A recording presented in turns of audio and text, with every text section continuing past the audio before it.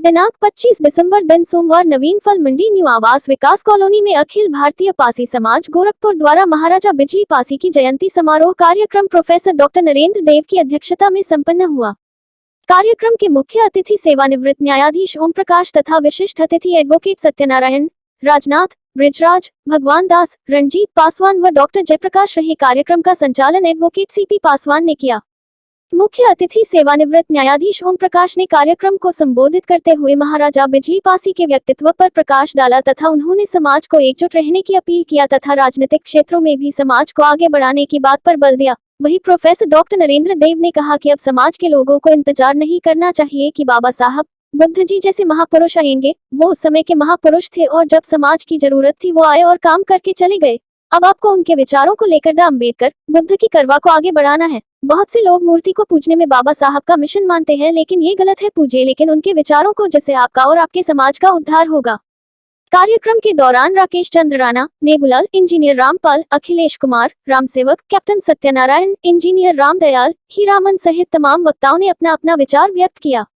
उक्त अवसर पर सत्यपाल, संजय पासवान, अरुण कुमार, लक्ष्मण प्रसाद, डॉक्टर जयप्रकाश, राम सजन सहित काफी संख्या में लोग उपस्थित रहे।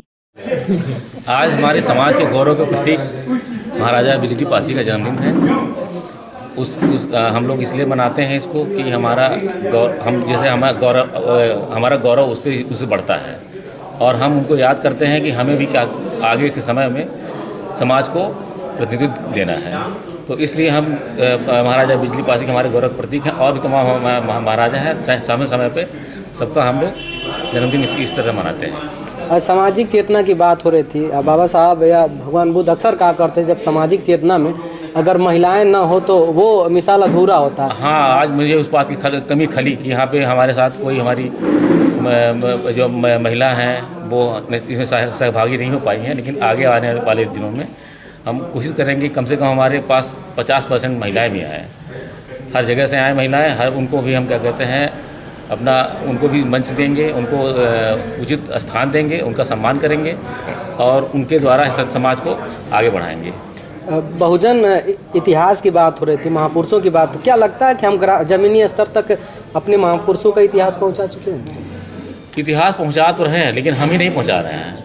हम इतिहास पहुंचा रहे हैं तो वो जा रहा है, लेकिन हमारे इतिहास को तोड़ मरोड़ के भी पहुँचाया जा रहा है सोशल मीडिया के द्वारा।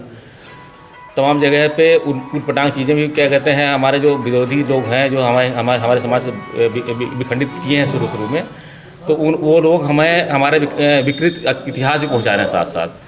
तो हमें दो मोर्चे पर लड़ना पड़ रहा है। एक तो सही इतिहास हमको जानना है, उसकी खोज करनी है और सही इतिहास अपने जड़ तक पहुँचाना है। अभी हम संघर्ष कर रहे हैं, आगे आने दिनों में सफल होंगे हम। वास्तविकता यह है कि समाज हम बनाए नहीं, समाज हम बनाए नहीं। आज तक जो जातियों का क्लासिफिकेशन लोगों ने कर दिया उसको हम ढोए चले जा रहे हैं और एक जाति दूसरे जाति को अपने से नीचा समझती जा रही है। बाबा साहब ने इस जातियों का इनहेलेशन के लिए जाति विच्छेद नामक पुस्तक लिखा और उन्होंने क्रांति प्रतिक्रांति भी लिखा कि जो जातियां हैं जब तक शासन सत्ता की सोच नहीं रखेंगे और एक दूसरे को एक साथ नहीं लेंगे, और जो ये तथाकथित जातियां हैं, प्रकृति ने जो जाति बनाई है, दो जाति बनाई है, एक स्त्री और दूसरा पुरुष। तो हमें अगर जाति बनाना है तो पुरुष और स्त्री की जाति बनानी है, जो बराबर की हिस्सेदारी प्रकृति ने दिया है। और उस जातियों का जब तक हम विभाजन है इसको समायोजन नहीं करेंगे तब तक जो है संभवतः समाज नहीं बना पाएंगे। और हम समाज बनाने के लिए आज महाराजा बिजली पासी जी की जयंती में डॉक्टर अम्बेडकर राष्ट्रीय एकता मंच का पदाधिकारी होने के नाते जो अनुसूचित जात, अनुसूचित जनजाति कम्युनिटी, अल्पसंख्यक वर्ग और अन्य पिछड़ा वर्ग का प्रतिनिधित्व करते हुए छात्र और जो एम्प्लॉइज़ फेडरेशन है, इनके हितों की लड़ाई संवैधानिक तरीके से लड़ने का कार्य करती है। तो हम अखिल भारतीय पासी समाज के बैनर तले जो एक जाति संगठन था, उस जाति को बहुजन संगठन बनाने के लिए डॉक्टर अम्बेडकर राष्ट्रीय एकता मंच के पदाधिकारी व अखिल भारतीय पासी समाज के पदाधिकारी व कार्यकर्ता सभी लोग सुबह करीब 11 बजे से कार्यक्रम चल रहा है और अब तक चला, और हम समाज बनाना चाहते हैं। ये हम जानना चाहते हैं कि आज बाबा साहब को पढ़ने के अलावा पूजना लोगों ने स्टार्ट कर दिया है, क्या लगता है कि ये हमारी जो ब्राह्मण व्यवस्था में हम रहे हैं, सदियों रहे हैं, उसकी देन है ये कि हम किसी को पाते हैं तब तक पूजने, और उसका जो उसने रास्ता दिखाया है उसको अपनाने के बजाय हम उसको पूजा करते हैं, उसको वहीं ख़त्म कर देते हैं। तो ये हमें इससे निजात पाना है। आज मैंने अपने संबोधन में भी कहा था कि आज यहाँ से जाएं लोग, अपने सारी अंगूठी फंगूठी फेंक दें, सारा गंदा तवीज़ फेंक दें, सारे पूजा पाखंड और कहते हैं कर्म कांडों से दूर रहें, तभी हम अपने समाज को इकट्ठा कर पाएंगे। अगर नहीं तो ये हमें विभाजित करने वाली चीज़ें हैं, हमें विभाजित करती रहेंगी, डराती रहेंगी, स्वर्ग नरक के सपने दिखाती रहेगी, जबकि ऐसा कुछ है नहीं कहीं पे। जो कुछ है हमारे सामने ही है, आज वर्तमान में है, कल पता नहीं क्या होगा, पीछे पता नहीं, उसका पीछे कुछ कर नहीं सकते हैं। तो इन चीज़ों को ध्यान रखना है। और बाबा साहब का और बुद्ध का अगर हम अनुयायी हैं तो हमें इस चीज़ को समझना होगा कि हमें वो नहीं दिखाना है कि व्यक्ति या कोई इस तरह की कोई चीज़ पे नहीं करना है, हमें एक विचार के आगे लेके चलना है।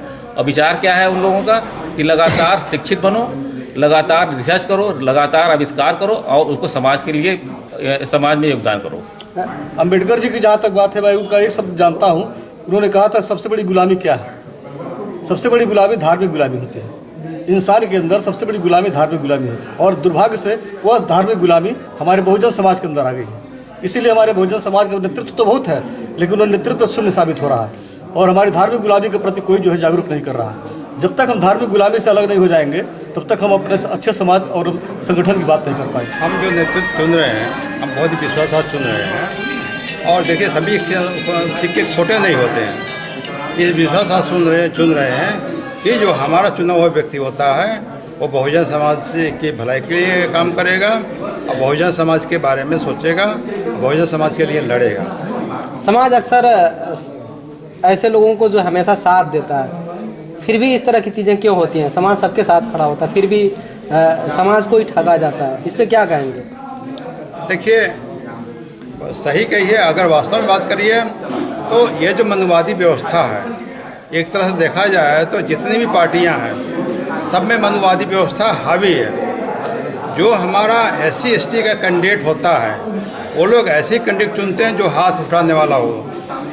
वो ऐसे कैंडिडेट को नहीं चुनते हैं जो उनकी बात का जवाब दे सके या उनके सोच के थोड़ा भी इतर हो। ये हमारे लिए बहुत बड़ा दुर्भाग्य है। इसलिए हम विवश होकर के आज हम यहाँ बैठे हैं और इस पे मंथन किया है कि हम जो है कैसे कैंडिडेट को भेजें जो हमारी बात को करे और देश के कल्याण में अपना योगदान करे।